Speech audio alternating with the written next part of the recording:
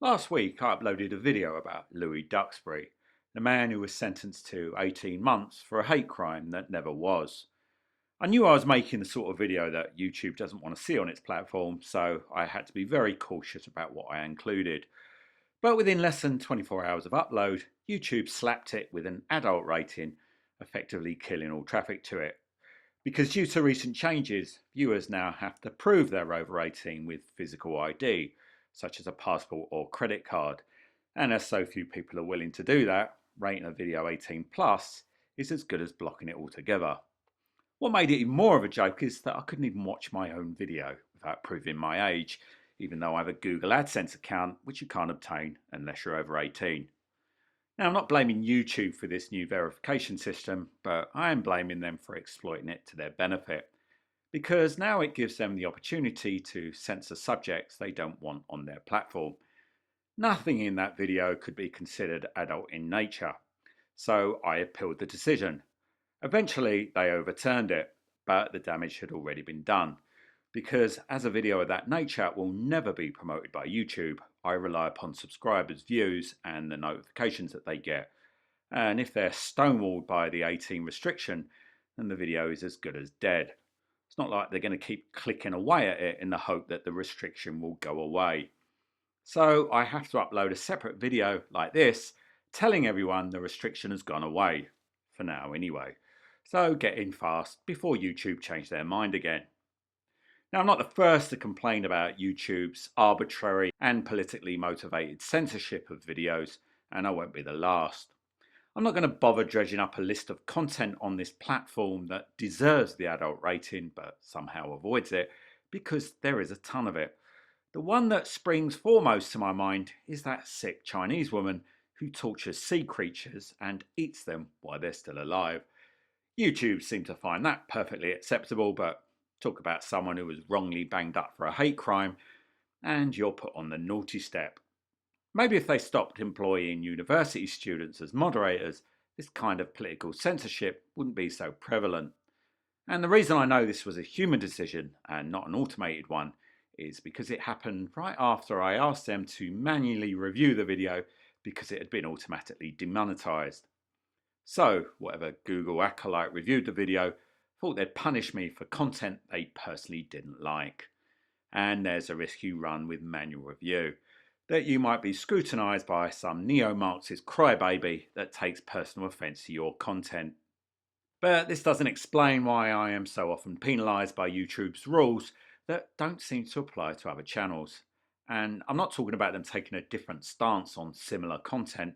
I'm talking about them taking a different stance on the exact same content. A few years ago, I uploaded a trailer for my channel which comprised of a series of quick cuts of British police engaging in heavy-handedness with the public. Within a few weeks, it was pulled by YouTube on the basis that it glorified violence. But that same trailer was re-uploaded by another channel and has remained totally unmolested by YouTube for years. But the most brazen example was when I uploaded content that was instantly demonetized, as for once I wanted to see if this would be the same on a different channel. So I gave another YouTuber permission to upload the same content with the exact same title. Guess what? It was fully monetized in a heartbeat. So it seems okay for other people to make money off my content as long as it's not me. If I was paranoid, I'd say that this is YouTube deliberately starving off content creators they don't want on their platform. In fact, I'm amazed I've lasted as long as I have, and I'm sure it's only a matter of time before the goalposts are shifted once again and YouTube can score an open goal with terms and conditions that will remove all unwanted channels without it looking like a deliberate attack on free speech and a culling of everyone who doesn't incorporate the approved political narrative into their videos. I mean, am I even allowed to criticise our God of Plenty on this platform, or will I be made persona non grata by them as they ethnically cleanse me from the search results? And as for video hosting alternatives, let me just say this. BitChute sounds too much like ShitChute for my liking, because that's what it is, a sewage pipe of unwanted videos.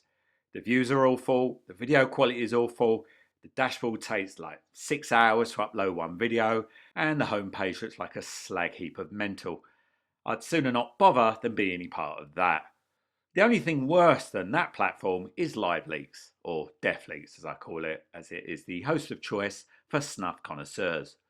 The only place outside of YouTube I'd consider hosting my own videos is my own website, but I can't afford to do that because of the crippling bandwidth costs. So yeah, if I sound it's because I am. Even more that I can't say the words because I might get arbitrarily censored by YouTube. I sometimes wonder why I don't just surrender to the mean intellect that permeates this platform and upload myself playing video games or playing pranks or doing makeup tutorials or eating octopuses while they're still alive for the edification of other sickos. But no, for whatever reason, I chose this subject and I feel constantly at risk every time I upload a video, wondering if this will be the one that brings the whole lot crashing down on me. That's where I don't have my door kicked in by a vindictive mob of plod who would like nothing more than for me to go away. Anyway, if you haven't seen the Louis Duxbury video, then please take a look at it. It is, ironically, about the state's attempt to silence anyone who dares to offend, something which is now compounded by social media censoring those who report on it. If anyone wishes to use any part of that video to promote the issues at stake, then please do. You'll probably have more luck with it than I've had. Who knows, you might even get it monetized.